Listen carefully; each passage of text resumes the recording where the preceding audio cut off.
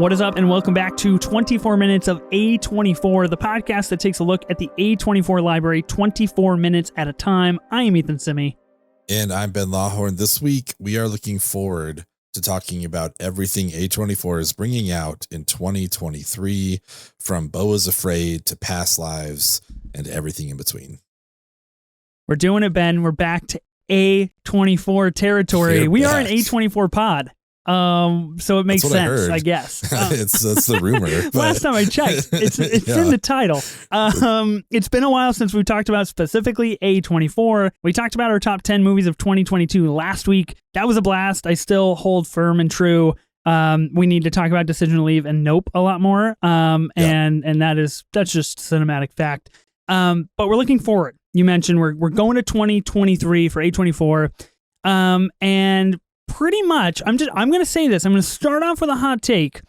It looks like to me, and we'll see as we start going through this, besides Everything Everywhere All at Once last year, it's looking like 2023 could be better for A24 than 2022. That's what I'm going to say, and we're going to flush it out and see how we go. Before we start talking about TV, movies, everything, I just want to give a quick shout out to Caleb Jeter, listener, fan of the pod. Incredible video that he posted to TikTok of the stuff that he won from our pod, dude. It was so heartwarming. Dude, it really was. Like, you sent it to me because I'm like horrible on TikTok. And so I know I took the link and I sent it to you in a text. So that way I knew you got it. That's me showing my age. Like, yes, 40 is around the corner. But it was so cool to see that. It was like the nicest video ever. I mean, he said it in the video, but it was, just signed by Ethan, but it's like comes from both of us. Like, we are so happy to have you listening to the pods and to everyone that does. I mean, we send out the rest of the stuff to the other winners. So, it'd be great if we hear from them as well once they get that stuff. But that was such a nice video. Caleb, thank you so much. Like, I honestly look forward to your involvement and just the discussion, stuff like that every single week. So I really appreciate it. Stoked to have you here. Yeah, it means a lot, Caleb. So thank you. And you are correct. It was very hard to send you that After Sun postcard. That was a tough feat, but look, you deserve it, my guy. You deserve it. Hold it in high esteem, because that is worth a lot in my heart. Okay, Ben, 2023. There was a movie at the very end of 2022 that we did not get to here on the pod. We did not talk about. It released 2 days before the end of the year. You want to talk about that real quick before we go 2023? Yeah, it's a movie. I was really looking forward to it, and it's called This Place Rules. It was from Andrew Callahan, who has unfortunately, come under some issues of alleged sexual assault and things like that, which is a bummer. I know he checked himself into a center. I don't know if it's a rehab center or addiction center. So that's super unfortunate for a lot of reasons, especially the victims. But I was very much looking forward to this documentary. I really enjoyed his YouTube channel, Channel 5, and his old one of All Gas, No Brakes. So, I think this falls into a lot of stuff that we're going to talk about now. It's just what do we go back and cover? There's so much stuff to talk about. So that was one that I was looking forward to, but obviously the Oscars took precedence, and I'm really glad that we covered that. So who knows, maybe we'll get around to that one eventually. Yeah, totally. Documentary about the January 6th Capitol riots. It's on HBO Max right now. So if you're interested, you can go check that out. So we missed that one. We also missed covering a couple of other 2022 movies here on the pod. I know we missed The Inspection, and we also missed The Eternal Daughter. Kind of at the end of 2022, same with God's Creatures. There were a handful. So we'll see. If you're interested in us covering one of those, just shoot us a message on Twitter and let us know if there's a specific one that you want us to talk about, because we will absolutely do that. Let's do 2023. I kind of want to start with the TV shows, because to be honest, it's not that many TV shows that A24 is really directly tied to in 2023. And then we can go all movies all the way. How does that sound, Ben? All at once. Yep. Let's all do at it. Once. All the movies all at once happening. Okay, let's start with Beef. This new series on Netflix comes out on April 6th. So next week when this pod gets released, which is super exciting. It is about two people who let a road rage incident burrow into their minds and slowly consume their every thought and action. Stephen Yeun, Ali Wong, Ashley Park, Joseph Lee, some big names in this one. It is 10 episodes. I believe they're about 25 minutes a pop. We're going to cover it here on the pod. Truth be told, the posters are great, and the trailer makes it look really good, and it's really good on Rotten Tomatoes right now. Yeah, I am very excited for this. I love Stephen Yeun, obviously, but also like Ali Wong. I've seen her in concert before. Like she's hilarious. I think is always be my maybe that she was in, and I think maybe wrote. Like that's a great movie too if you are into the rom-coms. So I'm super excited. Like you said, the trailers are great. It kind of reminds me of I think it's called Falling Down, that old Michael Douglas movie from like the early 90s where he just banger movie. Yeah, right. Banger movie. Incredible pick. It was giving me some vibes of that, like when you just couldn't let go, or like when fixate you, like, on one little thing. Yeah, exactly. Like whatever broke the camel's back. It feels like that's what we're going to be getting. Yep. So I'm super excited to watch these and talk about these. It's a great cast. I'm looking forward to it. That's so unreal that you mentioned that movie, because I remember that was like a pivotal movie that my dad showed me when I was a teenager, and he's like, you're old enough to understand Michael Douglas just absolutely losing his fucking mind. Seriously. And I haven't seen that movie in 15 years, and there are scenes in that movie I could literally like paint a picture of. Like I know exactly what they were. Yep. Anybody who hasn't seen it, highly recommend. Like that's a Michael Douglas like Black Horse movie or Dark Horse movie. That's really good. Awesome. Okay. I wanted to mention Ashley Park is also in an upcoming movie called Joyride with Stephanie Sue, which looks absolutely unhinged in all the best possible ways. Yeah. So that's pretty cool.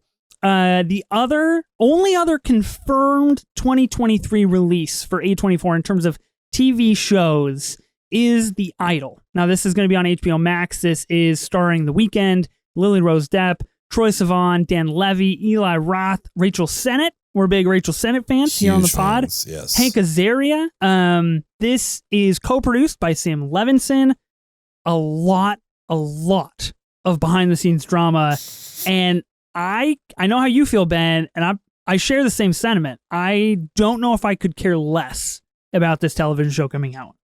Yeah, this is like, I don't know. I'm honestly like curious if we're going to cover this or not. I guess it's up to us what we cover.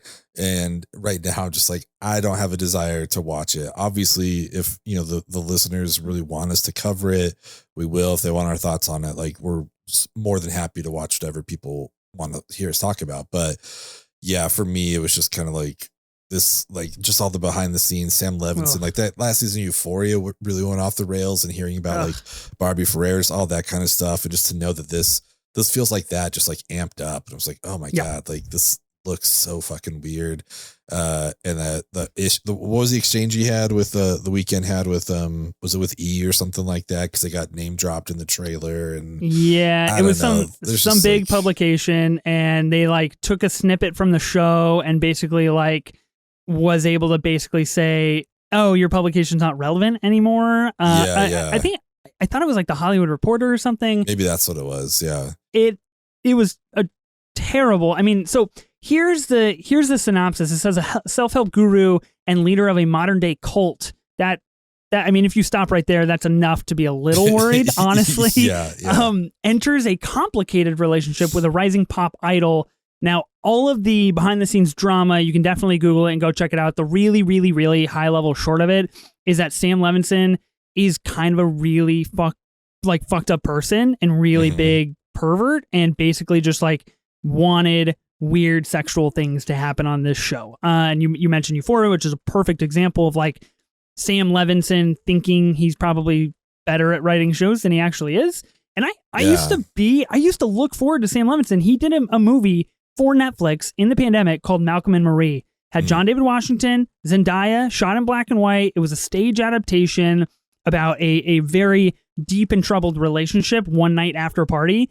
And I wanted it to be so good, and it was not. And so I just think I've continually been let down by Sam Levinson, and it's obviously not really okay to like support that kind of behavior and action. So yeah, I don't know. TBD on the pod. It's a bummer. I think that the director, she may have been the writer as well, but got like fired like over halfway through production, and then they rewrote stuff to be more for The Weeknd. It's just like, dude, like it's just gross. I just have an icky feeling about this. That's my official response. I feel icky. I feel icky. I'm just like, I don't know. I'll watch it if we have to, but this isn't something I would choose to watch by any means. When the trailer first came out and it said "From the Twisted Mind of Sam Levinson," I was like, what the fuck are we doing? That doesn't make any sense because it's not twisted. Like he's just delivering us very pure high school drug drama. Like I don't know. It's not that twisted to me.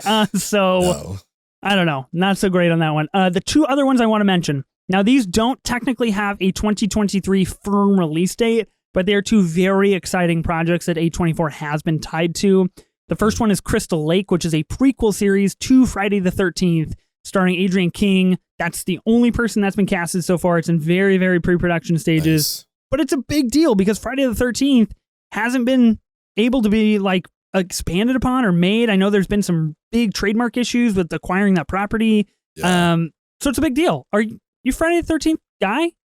I mean, it's not super high on my list of like the horror franchises by any means. I think it's one of those things I respect it. You know, like it's just not something. I'm much more of a Halloween Scream fan. Nightmare on Elm Street, like I'm all about that.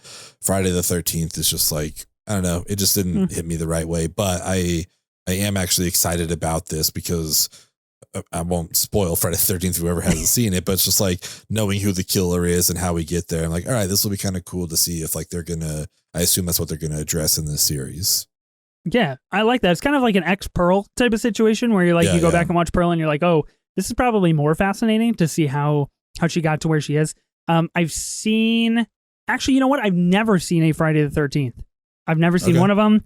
I'm glad I don't ruin it for you. Yeah, thank you. I really appreciate that. You can't be too careful with spoilers these days. But also, I guess like Wes Craven ruined it for everyone because I think it's the last trivia question at the beginning of Scream. So if you've seen Scream, so damn you it. know. But see, I powerhoused all the Screams to get to Scream 6, brother. Totally worth it. Totally worth it. 100%. So that is happening. That's really exciting. I know a lot of people are looking forward to that. The other one I wanted to talk about was called The Sympathizer. Now, this is going to be on HBO Max. This is apparently reported to be directed and scripted by Park Chan-wook, who did Decision to Leave. He's done The Handmaiden. He's done some very, very iconic and incredible things. It is a half French, half Vietnamese man who served as a spy for communist forces during the Vietnam War.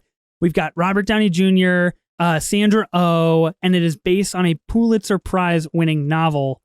Nice. That sounds really good for A24 to be attached to. Very much the inverse of The Idol. This sounds like something like they sought it out, they figured it out, and they got something good. Yeah, and this cast is great. And honestly, just Park Chan-wook alone is like deserves you checking it out, you know. But Sandra Oh being in it, the set photos we've seen of Robert Downey Jr., like he looks so weird, and I love it. Like, I think he looks great. So I'm very excited about this. The Handmaiden is like one of my favorite things I've seen probably in like the last 5 years. Like it was new to me, and I was like, oh, this is a amazing and beautiful film. Yeah. Oh, I love it. Okay, that's really exciting. And I think that's Park Chan-wook's first foray into television, which is a big, kind of a big deal. I think with him, like at the helm, he's done some producing. Like he produced the Snowpiercer TV show, another great movie, Snowpiercer. He's done some stuff, but I think this is his first one where he's directing it. So that's cool. Okay, let's do 2023 movies. We're going to talk about all these. It looks like we have 22 movies that have a 2023 release date, I believe. Well, some of them have a release date. Others are slated for 2023. Obviously, we know that could mean that they come out this year or not. Yeah. And then we have a lot of TBA things that I wanted to put on the list. I wanted to throw out there just in case they do come out in 2023. But it's also, future looking projects to be excited for when it comes to A24. And then we're going to give our top 5 that we're most excited for here at the end of the list, which I'm really excited for. So we've missed a couple that have come out in 2023. We haven't covered them on the pod because of the Oscars. Mm-hmm. We're starting off with Jesse Eisenberg's directorial debut called When You Finish Saving the World. Now, this did screen at 2022 Sundance. I was able to watch it virtually. I really enjoyed it. I thought it was quite a strong directorial debut. I'm excited to check it out again, and I'm genuinely, I'm curious to see if they like kept the entire cut or if they changed anything about the movie. This is the synopsis. It says, Evelyn and her oblivious son, Ziggy, seek out replacements for each other as Evelyn desperately tries to parent an unassuming teenager at her shelter, while Ziggy fumbles through his pursuit of a brilliant young woman at school. Ziggy is played by Finn Wolfhard, and Evelyn is played by Julianne Moore. I like this movie, and I'm sure we'll cover it on the pod. Yeah, that's one thing I remember from Sundance is you talking about how much you enjoyed this movie. So yeah, that's definitely got me amped up about it as well. So I'm stoked to check this out. It's kind of wild to me that like this came out at 2022 Sundance and got a release 1 year later, which I guess like I've never really thought about. I know that certain movies that just is the case. They don't get picked up by a studio or a streamer or anything right away. But I thought it was quite a strong directorial debut. I mean, it does have its faults, but I guess I thought, you know, someone like A24 picks it up and drops it in March, right, on Apple TV Plus or something. So that's a little interesting. I think it did do some theatrical release business, but okay. I think it just like kind of took off after that. And just kind of like, so I don't know, maybe VOD. Give it a Google search, I guess. Yeah, I don't know we'll how see. we're gonna watch it. We're gonna find out. Yeah.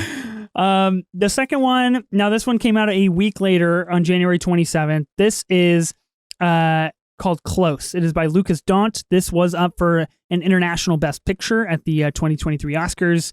The intense friendship between two 13-year-old boys, Leo and Remy, suddenly gets disrupted. Struggling to understand what has happened, Leo approaches Sophie, Remy's mother. Close is a film about friendship and responsibility. Now, you just watched the trailer for this one. Was that your first time watching the trailer before we recorded? No, I just wanted a refresher. I looked it up because our buddy Clayton, I know he said that was his favorite film of last year. So that's high praise. I think when the like senior awards editor for Variety tells you his favorite movie, it's like, all right, this is worth checking out for sure. So this is definitely something we're going to cover. Like I'm very excited to see this. Absolutely. Watched the trailer and I was like, I'm going to start crying based on the trailer. That's great. That'll be a tough one. Sharper. Now this movie came out on Apple TV Plus, came out in February. It is starring Julianne Moore, Sebastian Stan, Justice Smith, John Lithgow, the GOAT, which is really exciting. Yeah. It is directed by Benjamin Caron. And here's the synopsis. Motivations are suspect and expectations are turned chaos as a con artist takes on Manhattan billionaires.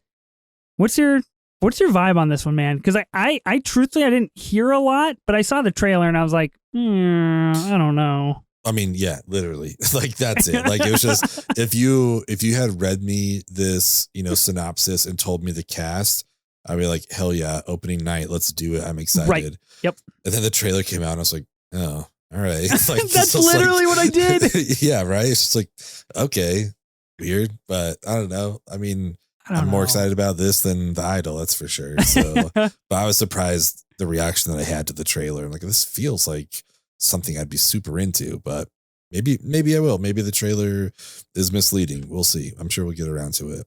Yeah, I'm hopeful. Obviously, I like Julianne Moore. I think she's quite good and kind of doing some really, really cool projects.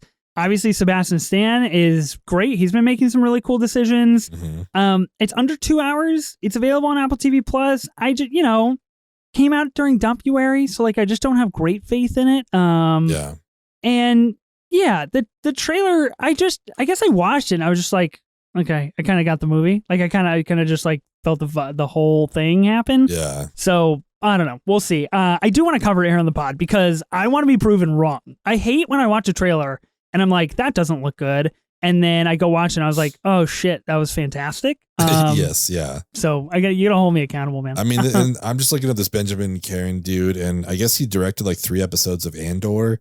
And every episode of Andor is awesome. So that's true. I feel like he must be good. 11 episodes of The Crown. I mean, the dude knows what he's doing, but this looks like it might be maybe his first feature film. Okay. So that presents its own challenges. But yeah, we'll get around to it, I'm sure. Yeah, we'll get around to it. I'm really, really curious because a concept like that, I just wanted to get like really on the erotic thriller side of things, where it's like, because Julianne Moore is very beautiful. Sebastian Stan, gorgeous. And it's John like, Lithgow, come on, man. Let's do it. Come on. Throw him in the mix. Like, let's go. Come on, like, let's get really dark and weird. And that's the shit I want to see. Okay. Last week, 2 weeks ago, we had a Pi re-release. Now, this is Darren Aronofsky's feature-length film directorial debut. This got a re-release in a bunch of theaters. It was only playing in one theater in my town that was like half an hour away. And I'm going to be honest with you, I wasn't going to go out of my way to go see this. Was it playing in Salt Lake at all? I honestly didn't even look it up. I have no idea. Like I wasn't going to go see it. I want to see Pi. I own Pi. You own it? Know that, wow. Yeah, I know that I enjoy Aronofsky more than you do. I think that's pretty well established. So like, but for some reason, I've just never checked this one out. I've seen everything else, but I just haven't seen this one. So I don't know. Maybe we'll get around to it. We'll see. Yeah, maybe we tackle that. I think it's interesting that like A24 was like, hey, we'll re-release this for the 25th anniversary. That's really a big like distribution move in my eyes of like, hey, where can we capitalize on getting some chunks of change to see us out through the year. Yeah. And like truthfully, I kind of hope they do more of that. I think that's really exciting from them to just be like, here's a weekend, like go see Pi. And like that's really cool. Yeah, 100%. All right. Showing up. Now this is the next new movie in line from A24. We're definitely covering it here on the pod. It is by Kelly Reichardt, who did First Cow for A24 as well. Stars Hung Chow, which we love Hung Chow on this pod. So in an A24 film, that's going to be really, really good.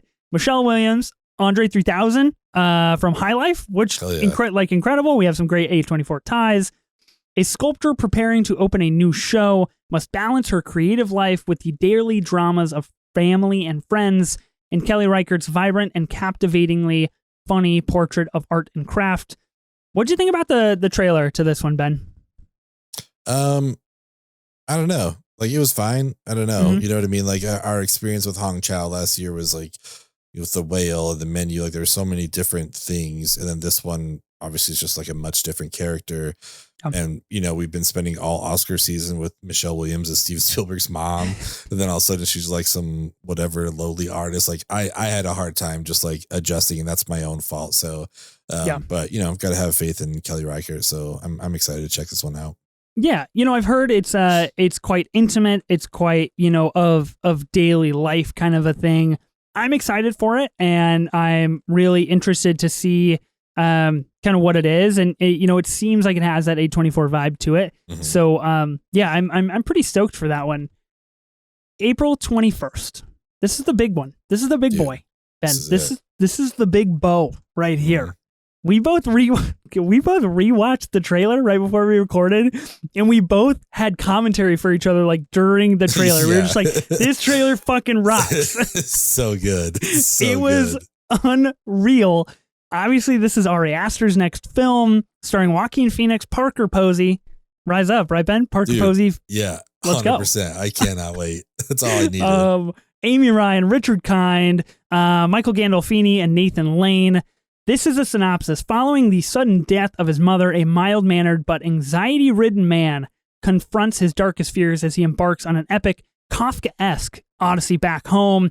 A really wonderful profile on Ari Aster just came out in the New York Times this morning, actually, that we're recording. So by the time this comes out, it'll be a few days old. Talking about Ari Aster, where he finds comedy meeting horror, his relationship with Joaquin Phoenix, his interest in doing a Western next for his next film, which I think is really interesting. It doesn't tell us anything about what Beau is Afraid is about, which is really why I read the profile.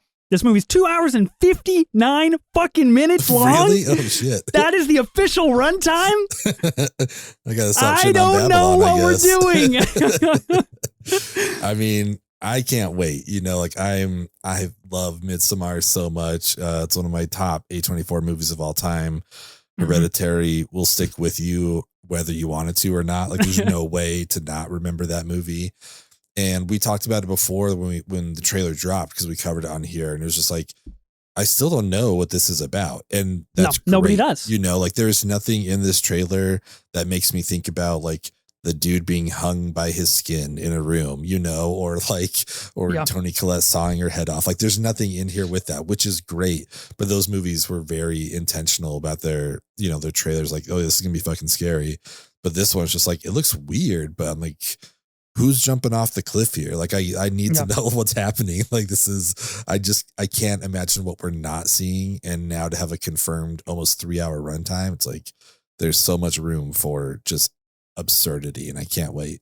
I truthfully think that's going to be our most unhinged pod yet. I just 100%. Don't see how it's not. We're gonna have a lot of movie to cover, and I mean, I stand by it. We talked about the Beau Was Afraid trailer when it came out here on the pod, and we did a short little segment on it. I think it's one of my favorite trailers of all time, and like that sounds so lame because it's like the movie's not even out yet. You don't even know, like it's a brand new trailer. But you said it when we were watching the trailer and we were both watching it like in our own homes, and you just said over the mic, you were like, Goodbye Stranger, needle drop, absolute heat every time. So it's like, it's so good. I can't wait. I'm really, really excited to see what this movie is all about. I'm really, really curious, like just what transpires. I know the last thing that I want to say on it is that if you watch the trailer, you'll get basically like the production companies, right? So you get like A24 and then it kind of like spins and you get this MW logo. Yeah. Now this MW logo can be found all in the trailer. The food that Beau is eating, the microwave that he's using, all kinds of stuff littered throughout. This is like a very Truman Show-esque kind of a thing of like, oh, this is the company that, kind of purveys over everything type situation. What I do know is that they had a website. Now, if you did certain things on this website, they would send you a hat. A couple of friends on TikTok got a promotional hat that has this MW logo on it. Nice. It's kind of like a whole like Blair Witch Project type, marketing scheme where it's just like really weird and we're seeding product to some people. I don't know what any of that means, but I think it's really cool. I like it. I mean, it made me think of the By and Large company from Wall-E. Yeah. How they just like have their name on everything, like just like it's everything you get is from By and Large. So it gave me those kind of vibes. So we'll see if that's what it is. But yeah, either way, I'm just like, I cannot wait, man. This is not to show my hand, but this is definitely showing up on my top 5 for the year without a doubt. Absolutely agree. I'm curious if we're going to have to go 2-part pod. I'm just curious. I'm just saying. It wouldn't surprise me. It wouldn't surprise me. Okay, next up on May 26th, we have You Hurt My Feelings. This is from Sundance this year. I believe it was an in-person only screening. It is directed by Nicole Holofcener. It is about a novelist's long-standing marriage is suddenly upended when she overhears her husband giving his honest reaction to her latest book. Now, this stars Julia Louis-Dreyfus, Tobias Menzies, Ariane Moayed, I believe, who plays Stewie in Succession. So shout out David Cross and Zach Cherry, who you might not know Zach Cherry by his name, but you'd know him because he's the guy in all the Spider-Man movies that says, "Hey, Spider-Man, do a flip." Yeah. So he's that guy. I am low-key really looking forward to this movie. Oh, yeah, without a doubt. Like Nicole Holofcener, she was the other writer with Ben and Matt Damon on The Last Duel. Oh my God, are you serious? Yeah. Fucking let's go, Last Duel. Yeah, exactly. High rise, baby. She wrote and directed Can You Ever Forgive Me? The one with Melissa McCarthy. Like, so she's super solid, and she did Enough Said with James Gandolfini and Julia Louis-Dreyfus. So it's kind of nice to see them like coming back together. But yeah, no, this like we talked about. I mean, you mentioned at the beginning of the episode where it's like, oh, we know about all these movies.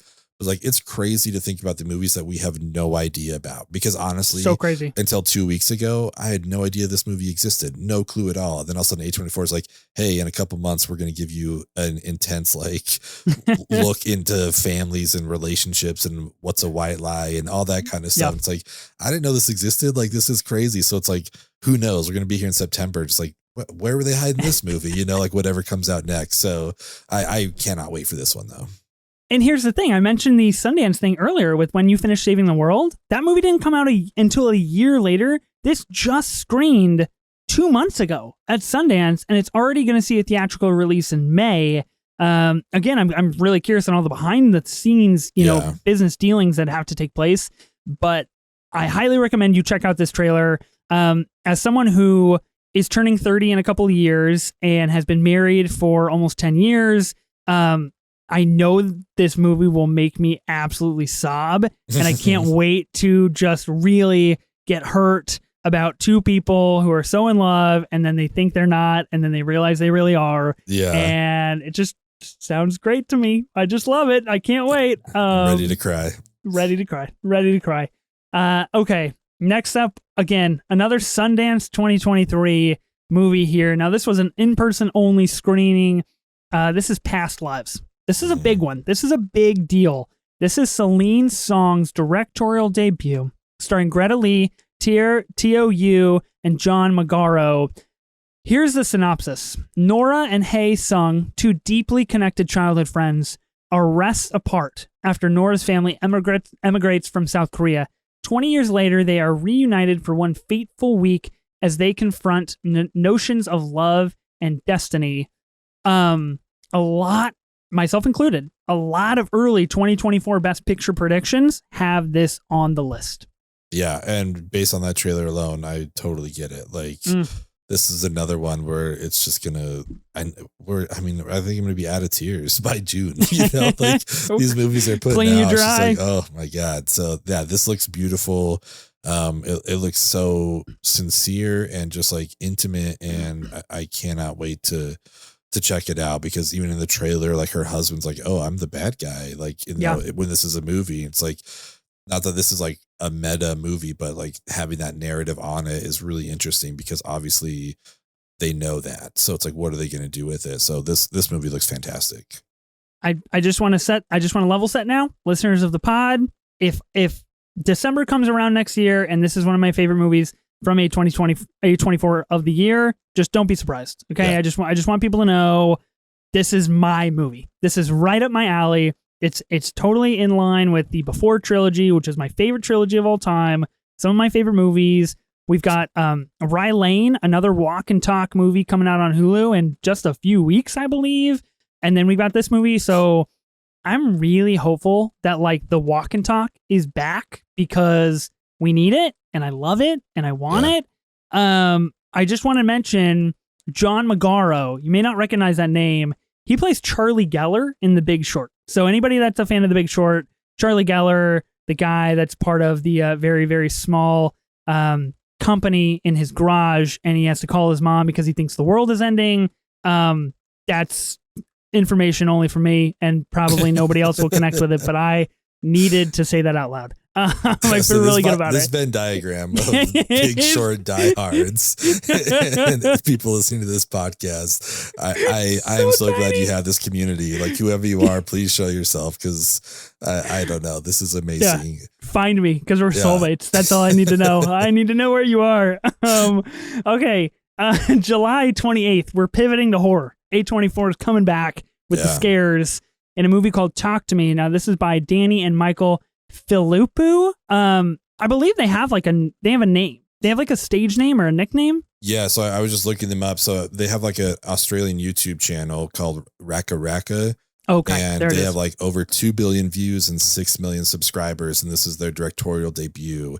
But apparently their channel, like, I don't know anything about it, but it says the channel's known for its intense live action horror comedy videos. So I'm so stoked to see what these guys are going to do. I have no clue what it's about or what they're about, but like, I'm into it already. This is all we know. When a group of friends discover how to conjure spirits using an embalmed hand, they become hooked on the new thrill until one of them goes too far and unleashes terrifying supernatural forces. This sounds really fucking scary. I don't know if I want to see this movie. I believe it's screened at a couple of festivals. I don't know if Sundance was one of them or not. I do remember Sean Fennessy saying on The Big Picture he has seen this and he did enjoy it. Kind of a new, era horror, kind of an elevated horror. It sounds scary and I'm excited for it, but also it's not really my style. Yeah, I don't know. I mean, like, I know Rotten Tomatoes isn't perfect by any means, but right now it's at 96% with 55 reviews. Wow. So Okay, that's pretty good. that's pretty solid. That's a solid, yeah. I mean, we're just, A24 is doing some great directorial debuts. So I'm assuming this is just going to fall in line with that. Yeah, and they're so good about letting people have those shots at directorial debuts and financing them, which is incredible.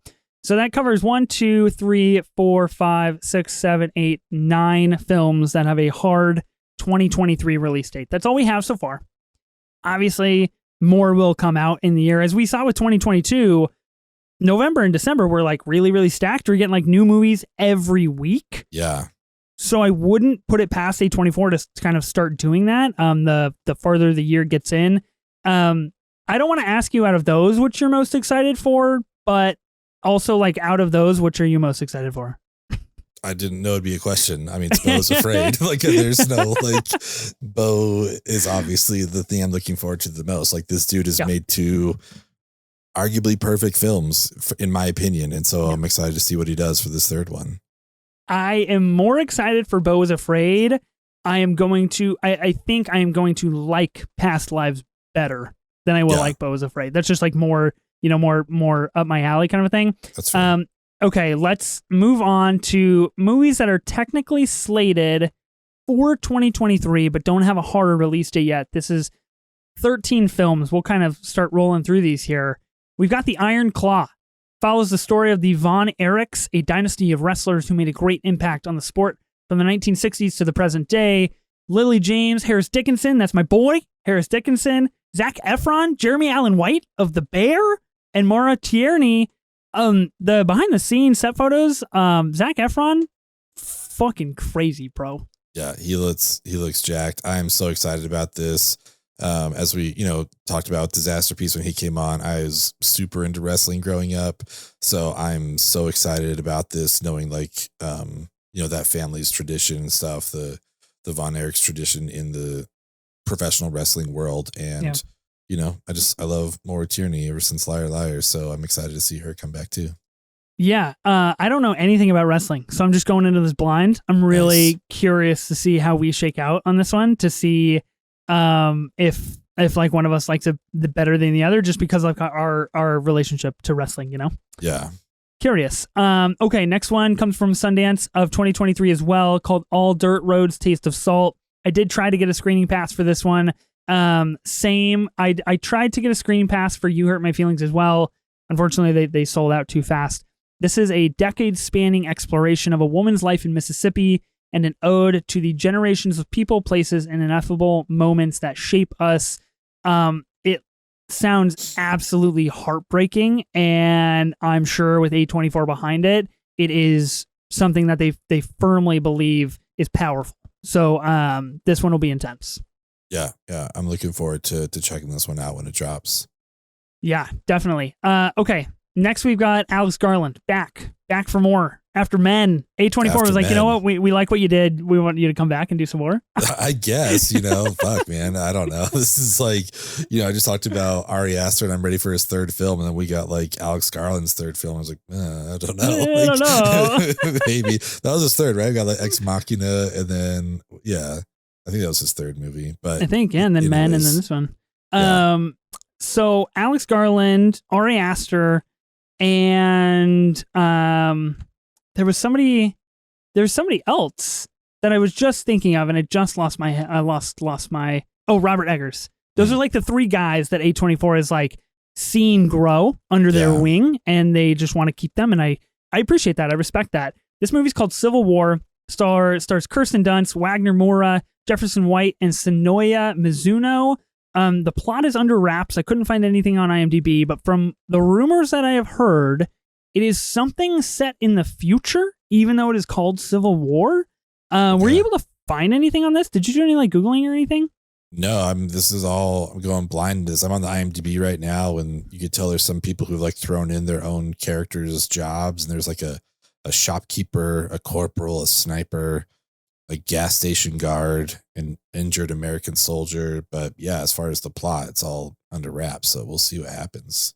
Huh. Interesting. Apparently, Alex Garland started shooting Civil War a few weeks before premiering Men. at Cannes. And then I'm seeing an article that says Civil War. Alex Garland says his follow-up to Men will be his last time directing.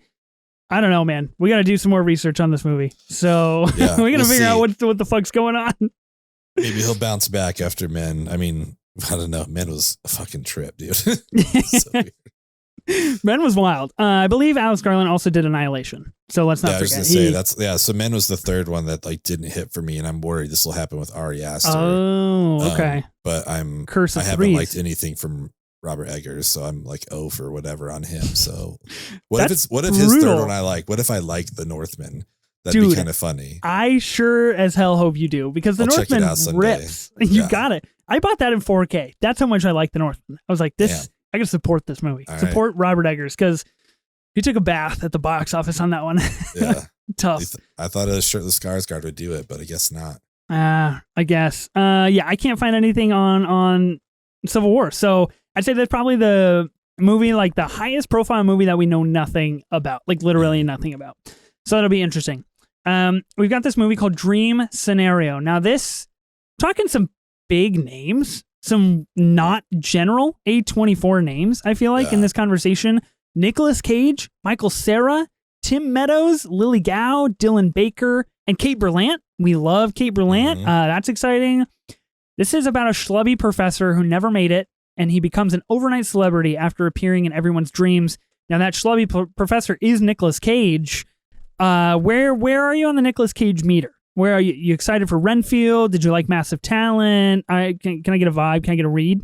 Yeah, I mean, Nick Cage is a national treasure. How about I put it that way? Nick Cage is a national treasure. Yeah, I can see the gears turning. You were like, American, no, like, we gotta go national treasure. Was it? Yeah. I think I'm on the outs with Moonlight. I think a lot of people love that movie, and that just like didn't work for me. But Nick Cage in general, I'm super on board with. So yeah, and like I said, Kate Berlant, Michael Cera, like I'm here for all that. Okay, yeah, I'm excited. I think Nicolas Cage taking weird roles is always good. It's like a Daniel Radcliffe situation where it's just like that movie seems like it shouldn't be made, and it's probably going to be excellent because they just go full send, right? Yep. Yeah, that's going to be good. Next one is called Love Lies Bleeding. This is a romance fueled by ego, desire, and the American dream. Got Katie M. O'Brien, Kristen Stewart, Dave Franco, Jenna Malone, and Ed Harris. This is fascinating because that doesn't tell us shit about the movie. Directed by Rose Glass. I hadn't heard about this movie until I started making notes for this pod, dude. Yeah, and Rose Glass directed Saint Maud. That's the last thing she did. Really fascinating. So this is her follow-up to that. So if that tells you anything, which it doesn't. Boy. Yeah, we're going to get into something for real with this. That is going to be wild. I still hold Saint Maud, even if I didn't like the movie as a whole, I still hold Saint Maud as one of the greatest final 15 seconds of a movie ever. Yeah, yeah. So maybe we go down the same road, which I wouldn't be mad at with this movie. Not at all. Sounds good. Anytime you can bake in the American dream, you're going to get really, really fucked up stuff. So that's pretty cool. All right, next one. Priscilla, little movie about little guy named Elvis. You're big Elvis guy, huh? I'm a big Austin Butler guy, that's for sure. This is directed by Sofia Coppola, who has done The Bling Ring for A24 previously. We've got Kaylee Spaney, and we've got Jacob Elordi. Now, Jacob Elordi of Euphoria fame, thank you, is playing Elvis, I believe, in this movie. Yeah. How are we as a society going to switch from Austin Butler to Jacob Elordi? I don't think it's going to go well. I'm curious. I mean, we just had Elvis directed by an Australian, and now he's going to be played by an Australian. So we'll see what happens. But I trust Sofia Coppola. Like, she's, a great director. So I don't know. I'm excited for this. Like, let's see what she does. Like, are we going Marie Antoinette, where it's kind of like, that kind of is also in the Baz Luhrmann, like modern stuff set in a period piece. I'm curious to see how this is going to go, but I'm very much looking forward to it. Yeah, I'm pretty excited. I mean, all it says is Sofia Coppola's take on the relationship between Priscilla and Elvis Presley. I think anything with Elvis is fascinating. My grandma was a big Elvis fan, like huge, unreal. That's one of my biggest childhood memories. So yeah, low key excited. Sofia Coppola, I've only ever seen The Bling Ring, if I'm going to be honest with you, and I didn't like that movie. I don't think it was Sofia Coppola's fault. No, that was your fault. But yeah. That was on you, 100%. that one's a personal problem there. I got personal demons I got to work through to get on the Bling Ring train. I'm honestly surprised you haven't seen Lost in Translation. Like that's like, dude, you don't even Twitter, know. Like every night where I'm trying to decide what movie, it like comes up on my watch list, and I'm like, tonight, and then I'm like, you know what? No, I can't do it. Virgin Suicides is amazing. I have Marie Antoinette. Like that's on my watch list as well. On the Rocks, that's a movie I've been trying to watch for a couple of years. So I just, I gotta do better. Thanks, Ben. I gotta do better. Yeah. Earth Mama is the next movie. An intimate coming of age story of a pregnant single mother who embraces her Bay Area community as she determines the fate of her family. Sounds really intense, and I really appreciate A24 kind of do like riding the line between these really impactful, pivotal films and then some of their staples, right? Of like an Ari Aster and Alex Garland or some of the bigger things that are of more, more of the original fictional side of things. I think is pretty impressive from the studio. Yeah, sounds super interesting. Like this is another one I haven't heard anything about, but apparently Savannah Leaf was an Olympian in 2012, and now she's an award-winning filmmaker. So wow, yeah, anything is possible. Yeah, exactly. These kind of stories is A24. You know what I mean? Mm-hmm. So just based on this tagline here, plus 97-minute runtime, anything in the double digits is a win. So I'm excited. That's a big win right there. That's a big win. Okay, cool. I'm excited for that one. Problemista. Now, this premiered at South by Southwest just a few weeks ago. This is directed by Julio Torres, also starring Julio Torres, RZA, Isabella Rossellini, who I believe is in Marcel the Shell with shoes on. Mm-hmm. Also in Blue Velvet, which I watched last night for the very first time. Oh, nice. Have you seen Blue Velvet? Not for a very long time. Oh. I'm still really confused. I still don't know what I watched.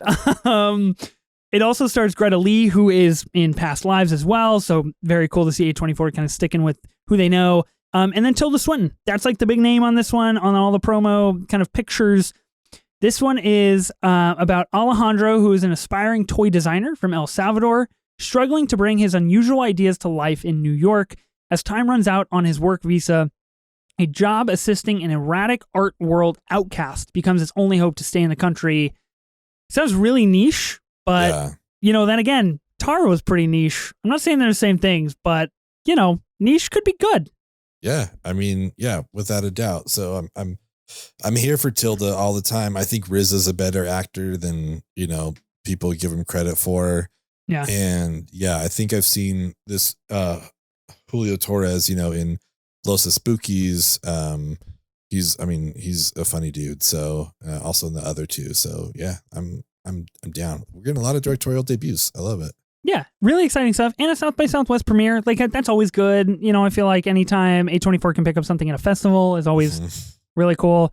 Next one on the list here is The Deepest Breath. Now this is champion and expert safety divers seem destined for one another despite different paths they took to meet at pinnacle of the free diving world, the thrilling rewards and inescapable risks of chasing dreams through the depths of the oceans. This is a documentary about oceans. I like documentaries. Oceans really scare me, Ben. So I don't know if I'm here for this. Dude, I was just watching something on YouTube, I think on Vice or something like that. They were covering the guys that like free solo buildings, like they go up like, I was like, dude, what, like, why are you doing this? This is insane. Like I'm getting sweaty palms just like watching you guys do this. This is crazy. So this is very much in that same vein for me, but I'm sure it'll be great. I can't anything. The ocean in general, it takes a lot. Like I got to be in Hawaii to be like, I'll hang out in this little cove right here, the Kitty Cove. Yeah. I'm not going past that, dude. The ocean is just ask James Cameron. It's an abyss, bro. He knows. It is indeed. You don't know what's going on down there. That's if any of you listening want to be the guest on The Deepest Breath, let me know. We'll talk about it. Yeah, if anybody wants to sub in for me, I'll sub out. Next documentary, another documentary, Stephen Curry, Underrated, a documentary about Golden State Warriors All-Star Stephen Curry. You a big basketball guy, Ben? I don't really know this about you. I don't know what's your sports history here. I know wrestling, but other than that. Yeah, no, I'm a really big basketball guy. Happened when I moved to Utah because everyone liked basketball. Yep. So Yep. at the age of 10, I had to learn basketball. I knew nothing about it. I grew up on baseball, Oakland A's, let's go. And then I moved here and it was just like, oh, okay, I guess I have to learn basketball. So I love basketball, huge fan.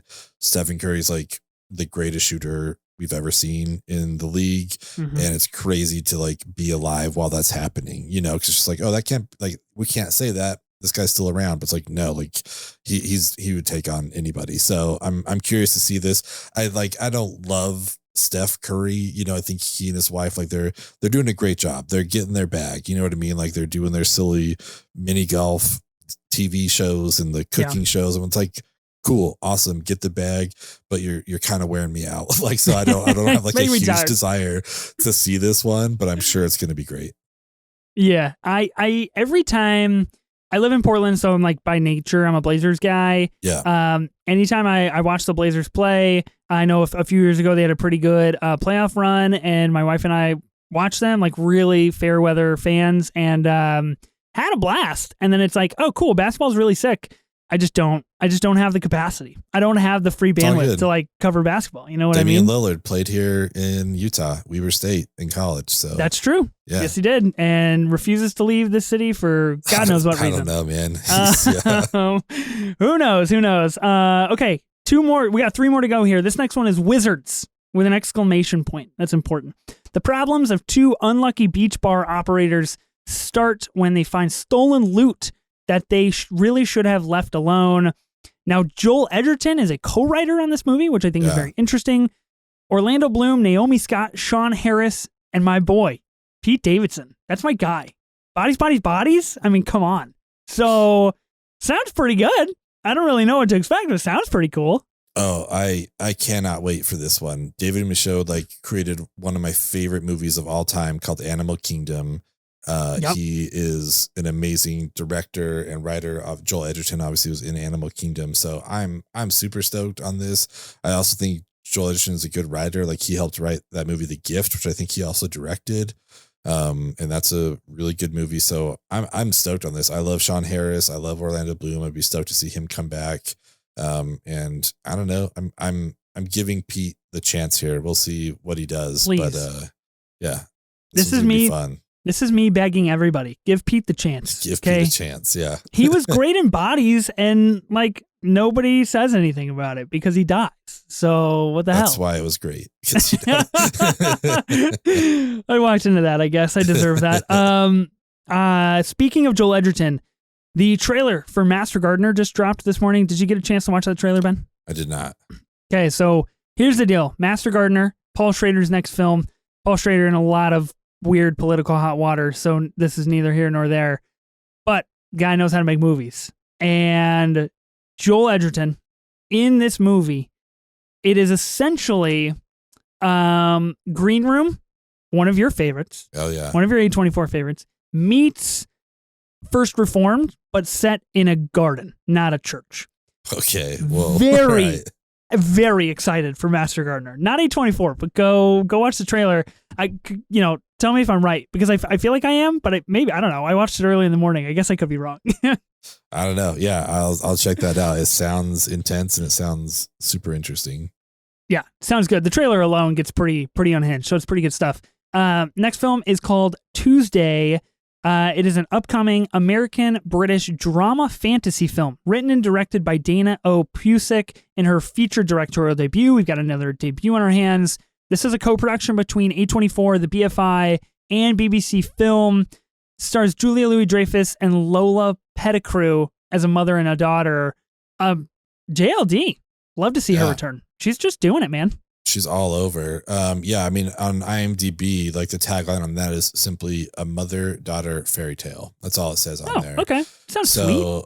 Yeah, and I'm going to be optimistic about it. I am worried that it's going to be like The Sky Is Everywhere, which was like tough beat. A movie, technically, so yeah. So I don't want, I'm not going to go in expecting that. I'm just worried that like there's a chance, as much as we obviously love A24, they're not batting 1,000, but who is? You know what I mean? So I'm for no reason worried about that already. But we'll see it. We'll talk about it. It's gonna It's be a fine. movie that has like a 1-sentence logline, and you're like, you know what? I'm just getting real stressed out over here. I just don't think it's gonna be that. Am I getting Jason Segel in a fucking van again? Like, is this what happening?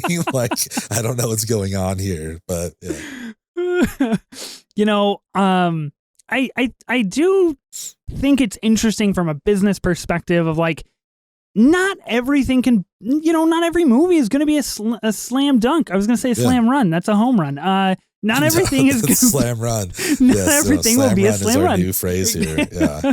That was a slam run. Not everything That's is our like new ranking system. Actually, if it's like instead of an A24, it's gonna be a slam run. That's when it's just like the absolute best. The best of the best. We did. I was afraid it'll be a slam run for sure. We did it, Joe. It's a slam run.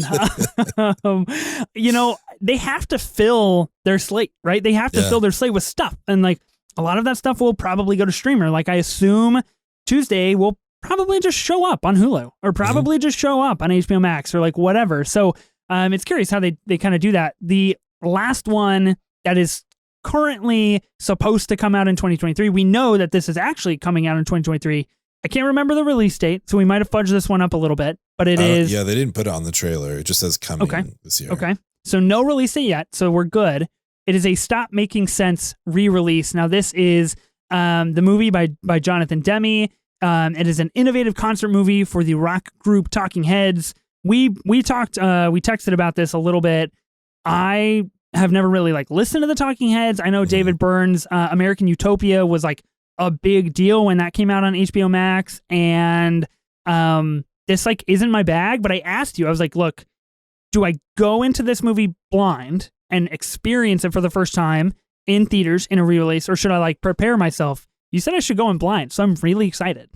I mean, that's how I wish I could have experienced it, and I love how I experienced it. It was perfect watching it at home, but I think anything, if you get the experience to see it in the theater, like you go for that. So I say listen to the music so you're like familiar with it, but it's just going to be such an experience to take in for the first time on the big screen. But yeah, Jonathan Demme like directed Silence of the Lambs and Philadelphia. Like he's done a lot of great stuff. And this is, I don't know, just one of my favorite concerts out there. So I'm super stoked about this. Yeah, it'll be cool. Another re-release from A24. So I like that business sense there. I think it'll be cool. Okay, we got 16 TBA movies. We're gonna blow through these. Okay, we're just gonna go yay or nay, and we're just gonna put them out into the universe. This is on the A24 like wiki. If you if you really want to go do some more digging. First one is called A Different Man. It stars Sebastian Stan, Renate Rensby, who I love. She's in The Worst Person in the World. I just bought that Criterion film. Owen Klein and Adam Pearson tells the story of Edward. After undergoing a facial reconstructive surgery, he becomes fixated on an actor in a stage production based on his former life. This movie looks pretty intense, I'm not going to lie. And I'm curious like when they're going to come out. Because I remember like many, many months ago, they announced like, hey, this is happening and we're starting production and all these things. So I'm just curious on a timetable. Yeah, I'm on board. Let's do it. I'm on it. First Eggers Brothers movie. I know you're out on Robert Eggers. This make you a little more, a little happier now? We got Eggers Brothers, or is this a double down on the bad? I don't know. Maybe together they'll be like the Coens and I'll be on board. We'll see. Yeah, we'll see. This is called The Front Room. Tells the story of a young, newly pregnant couple who is forced to take an ailing, estranged stepmother. That's the movie. That's their first brothers endeavor there. We have a movie called Fucking Identical Twins. Now this is directed by Larry Charles, starring Megan Mullally, Nathan Lane, Bowen Yang, and Megan Thee Stallion, which is just like quite the lineup, if I'm going to be honest with you. A pair of business rivals discover that they are identical twins and decide to swap places in an attempt to trick their divorced parents to get back together. Sounds really funny to me based on the cast. I think it's going to be a hoot. Yeah, and Larry Charles, for those who don't know, I mean, he helped produce Seinfeld, so the dude knows what he's doing, so he's good. He also directed Borat, which is just, I think, one of the funnier movies out there. So, so I think it's in good hands. Forever changed the way everybody says my wife. So, or anything that rhymes with it. Yes. He changes the culture, big deal. Okay. The Governess. Now, this is a big deal because it is Joe Talbot's sophomore film, his first movie since The Last Black Man in San Francisco. Both of us very big fans of that film. It is about three governesses who ignite rebellion in their household to the delight of their employers. We've got Lily Rose Depp, Hoyan, and Renate Rensby again in this movie. I'm excited just based on the fact that it's Joe Talbot and he's back behind the camera. Very cool stuff. Yeah, without a doubt. That's all I need. Joe Talbot, good. Yeah, sold. All I need. I saw the TV Glow. Follows two teenagers who bond over their shared love of a scary television show, but the show gets mysteriously canceled. This has Justice Smith and Danielle Deadweiler in it. Scary TV show. Not a fan, but mysteriously canceled. I don't know. Sounds like a horror mystery to me. Yeah, it sounds like just a scary version of Brigsby Bear, maybe. We're going to see how this all plays out. But yeah, just looking at the cast list right now, it's got Danny Tamborelli, who was in The Adventures of Pete and Pete. So let's do it. I'm here. Big win. Next on the list, Jerry Lee Lewis, Trouble in Mind. Now, this is another Ethan Coen film here, an electrifying glimpse into the complex life and thrilling, unparalleled performances of rock and roll's first and wildest practitioner, Jerry Lee Lewis. Now, IMDb had a release date of 2022 for this. I don't know if it premiered at any festivals or anything like that, but it is definitely like not available to watch anywhere, and it's still listed as TBA on like A24 site and everything. So really big year for docs for A24, honestly. Yeah, this is going to be interesting. Jerry Lee Lewis, obviously like a huge icon in the rock world. Also married a 13-year-old when he was 22. So there you wow. go. Yeah, kind of weird, but that's something. Yeah, that is something. Well, my interest levels in this film just skyrocketed because I want to know how they're going to tackle that. Okay. Next up is The Legend of Ochi. A young girl uncovers the mysteries of animal communication. This has Willem Dafoe, Finn Wolfhard, and Emily Watson in it. I don't know, but it might be animation. Everything that I saw led me to believe this is like an original screenplay based on an original world of animation. Apparently A24 just like could not buy this movie fast enough. They're really excited about the world that it could create. I don't know. Google it, check it out. It sounds really, really exciting.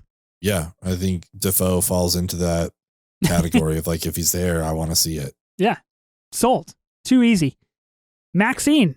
This is a big one. This is a big, big movie. Apparently it is in production. It is shooting. The third movie from Ty West follows Maxine, who is the only survivor of the bloody incidents of X, as she continues her journey towards fame to be an actress in 1980s Los Angeles. We don't know anything about the cast other than it's Mia Goth. I assume that they're going to get some really, really good people to go behind this one, and it is a sequel to X. So we'll have the prequel, the current, and the sequel. I know it's going to fucking rule. That's pretty much all there is to it. It's going to be great. Jade, clear your calendar. You're coming on for that one for sure. Shout out. Yeah, Jade, you're coming on the pod. Bet. Okay. David Lowery back after The Green Knight. Yeah. I love The Green Knight. I'm a big Green Knight fan. I did not see A Ghost Story, but I like David Lowery. I like his eye. This movie's called Mother Mary. The film will be an epic pop melodrama following a fictional musician played by Anne Hathaway and her relationship with an iconic fashion designer played by Michaela Cole. We just learned about this movie like last week. I think we just got announcements. Anything that Anne Hathaway is in, I will sit down and I will pay any amount of money to watch it. Simple as that. Yeah, on my other pod, 3 Films, we have a segment called our Crushmore Mountain, and Anne Hathaway is one of the 4 faces on my Crushmore, without a doubt. Easy. Yeah, no question about it. I have like, pictures of Anne Hathaway saved to my camera roll so I can like tweet about them and, use them as like memes and stuff. And just like no questions from my wife because she knows Anne Hathaway, that's the crush. What are you going to do? Right? There, yeah. Nothing you can do about it. Occupied City. Now this is by Steve McQueen, which is very, very interesting that A24 is going to get Steve McQueen in the director's lineup for their filmography, honestly. It's a documentary about Amsterdam under Nazi occupation during World War II between the years 1940 and 1945. That sounds like it's going to fucking hit. and it's going to hurt, and it's going to be really good and raw. And Steve McQueen just does that shit really good. Yeah, he really does. Great director. Shame, 12 Years a Slave. If you haven't seen Widows, watch Widows. I've heard great things about Small Axe, the TV series he did. I have not seen it yet, but yeah, I'm stoked, man. He's a great director. Yeah, absolutely. That'll be really cool for A24 to work with him. Okay, we got a part 1 and a part 2 to an untitled Steve Martin documentary. That sounds fascinating. Like I said, big year for docs. I'm not really a huge Steve Martin guy just because like I didn't grow up with him, so he didn't like really form my kind of sense of comedy. I don't know where you're at on Steve Martin. I mean, I think he's hilarious. Only Murders in the Building. I think he is fantastic on that. Obviously super funny, super talented, Father of the Bride, all that kind of stuff. So my favorite kind of book is a biography. And so I think it's also why like these kind of docs just hit for me. So I cannot wait for this one. Yeah, that'll be interesting. Okay. Y2K. Now, speaking of Brigsby Bear, is that what it's called? Brigsby Bear, yeah. Okay, Brigsby Bear, directed by Kyle Mooney, who you probably know from SNL fame.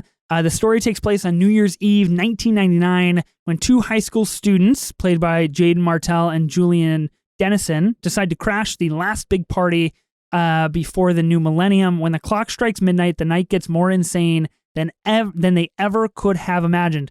We've got Rachel Zegler, Alicia Silverstone, the Kid Leroy, Tim Heidecker, Eduardo Franco, Daniel Zilgadri from Funny Pages, and co-produced by Jonah Hill.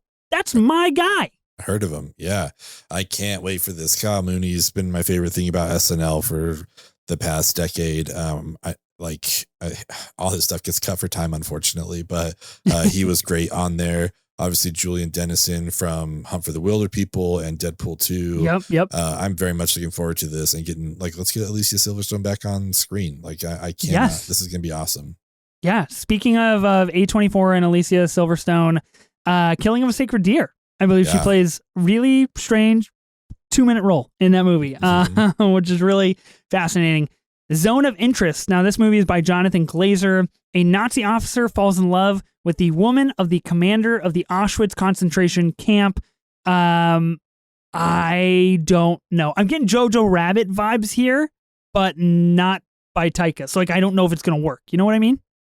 For sure. I mean, this is the dude that directed Under the Skin, so I'd be very surprised if we're getting Jojo Rabbit out of this. Oh, I didn't know that. So I take that back. I would love to see his take on Jojo Rabbit for sure. But obviously, Sexy Beast and Birth as well. So yeah, this is going to be intense. Wow. I think. Wow. I would just called that one all wrong. We're going the other way. I love it. I hope it is like Jojo Rabbit. I really do. I hope he just makes a hard left turn. It's like, nope, we're going funny. Straight comedy. Straight it's time comedy. For me to be funny. Last one on the list here is called Medusa Deluxe. This is directed by Thomas Hardiman. It is a murder mystery set in a competitive hairdressing competition. Extravagance and excess collide as the death of one of their own sows seeds of division in a community whose passion for hair verges on obsession. I don't really know a lot about this movie either. Haven't heard of it until I Googled. So you're welcome. Now you know. This is a movie that exists. Yeah, I have no clue about this movie. It looks like, again, like you said, directorial debut. He's just done a bunch of shorts. So I don't know. That log line made me interested. So I'm ready for it. Yeah, no, definitely. A24 has a lot of shit coming out in 2023, Ben. Yeah. A lot of stuff. And I just don't think people know that. I think people are like, Beau's Afraid and Past Lives. And that's going to be it. And it's like, no, we got a lot of stuff coming down the pipeline. And A24 is really good at that. Like we mentioned, like they just find a way to keep the slate full, and they're doing the most, and they're making a lot of it work a lot of the time. Yeah. Okay, let's end the episode of the pod with our top 5 2023 projects that we are most looking forward to from A24. Start at number 5, work our way to 1. If you want, yeah. Do you want to just blaze through all 5 each, or do you want to go back and forth? No, but just blaze it, Ben. Just rip it. Go for it. Beau's Afraid, number 1, obviously. Very excited about Stop Making Sense, to see that in the theaters. Y2K, we just talked about it. Kyle Mooney, I'm here. Wizards, David Michaud, like Animal Kingdom, just give it to me. And then I'm stoked to see what Sofia Coppola does with Priscilla. We just had, I think, a great movie about Elvis, and I think it's gonna be very different in tone. But Sofia Coppola is a great director, and I'm very much looking forward to Priscilla. I love all of those, and that was not enough time for me to vamp to try to figure out exactly what my 5 are. So I appreciate that. yeah, you're good. You're good. All right. Number 1 is Past Lives. It's just gonna be me. That's my kind of movie. Number 2 is Beau's Afraid. I can't stop thinking about that trailer, and I can't stop thinking about how ridiculous that honestly looks. Number 3 would be Y2K. I think that's gonna be absolutely hysterical and really, really good. Number 4 would be Maxine. I just think from what we've seen from Ty West so far, seeing him continue to elaborate on that and do that elevated horror so well is really interesting. And then I would probably, my number 5, I would go with The Governess, strictly on Joe Talbot. I just think he has one of the most incredible eyes for beautiful things, and I'm really curious about that. I know it doesn't really have a 2023 release date yet. I know we're still kind of up in the air on that. If I have to swap that out for something I know is coming out in 23, it's going to be You Hurt My Feelings. I think that movie's just going to really blow me away, and on my ranking of the year is probably going to get slated really high initially, and then as the year goes on, I'll just be like, wow, yeah, that was a really good movie. I really did I wish more people saw it. I wish more people talked about it. I wish, it got more screen time. So yeah, I'm pretty excited. There's a lot of things to be excited for. Oh yeah, it's a great time to have an A24 podcast. I'm so much stuff coming up, and obviously we missed some stuff. So I'm curious to hear from people what they want us to cover that came out while we were covering the Oscars. Yep. Obviously we have, the winners from our Oscars prediction draft. They get to pick an episode for us, and come guest on if they want as well. Oh yeah. Which would be a lot of fun. So yeah, there's just it's a lot of great movies that we got coming out. So I'm looking forward to it. Let us know what you guys are looking forward to this year, 2023, what A24 has coming. Also, what are we going to do for A24 in 2024? My girlfriend brought that up. This has to be amazing. We got a year to figure it out. But if you have any suggestions, let us know. A24 in 2024. Here's the thing. We have to get A24's attention, and then we got to throw a live pod in the A24 HQ, and do an A24 in 2024. We got to get to a premiere or something, dude. We got to get on the good side of the studio here. Clayton, if you're listening, Flynn, if you're listening, whatever you can do, help us out here. We need some help here. But obviously, let us know what you guys think, what we should cover, what you're looking forward to. We are on Twitter and Instagram at 24 minutes of A24. You can find us on all the podcasts, Apple, Spotify, everything. And also you can look at us on a TV if you want by going onto YouTube and subscribing there.